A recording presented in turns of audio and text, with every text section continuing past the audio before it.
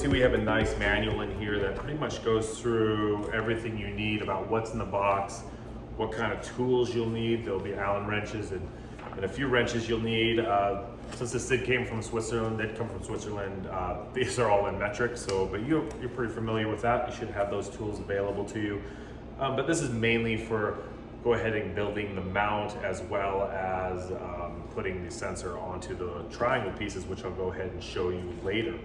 But yeah, it looks like a nice manual to get started. It also has directions on the app that we need to download. This app will be used to go ahead and do the initial setup of the sensor, which I'll do in this unboxing video too, but we'll go through the app to go ahead and get the sensor set up correctly so it's uploading its data once it hits a certain area into your maintenance facility. So we'll be using this in the unboxing as well. As you can see, pretty well constructed with the packing material. They have these die-cut cardboard pieces that kind of keep it nice and snug in there so it's not moving around too much.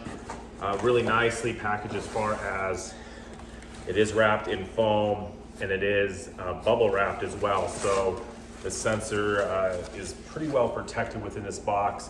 So hopefully damage is at a minimal or there's no damage when this sensor arrives. Like I said, this box arrived in pretty good shape coming from Switzerland. So that's a sensor which we'll show a little bit later. Let's see what else is in the box. So on first glance, there's a cable here that we'll go ahead and unwrap.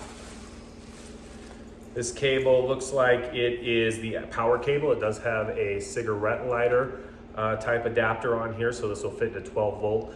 The sensor does take 12 volt. It will not run off a USB currently, so we will need some kind of 12 volt adapter. And then this looks like it's going to plug into the back of the sensor, and that's in the instruction manual, which we'll show a little bit later. So we've got that, again, nicely wrapped. See, we've got a few triangle pieces. These are going to be the mounts that will hold the sensor at the proper angle. So when you're scanning, either via the with a fairway unit or even a utility vehicle, the sensor will go ahead and be projected at the right angle so it can get that moisture that needs to be achieved there. So see what else is in the box here. We have a couple cables. One has a flat disc on it. That is going to be our GPS cable. So this will be important to be able to plug into the back of the sensor so we know where the sensor is when it's taking those moisture measurements. And then we have a USB cable. I'm not sure what this is used for just yet, but we'll go ahead and find out that in the manual.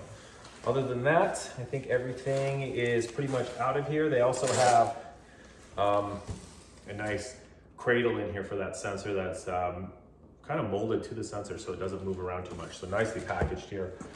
It looks like, I don't know if you'll get these, but we got some stickers in ours for turfRad to go ahead and put on all of our stuff.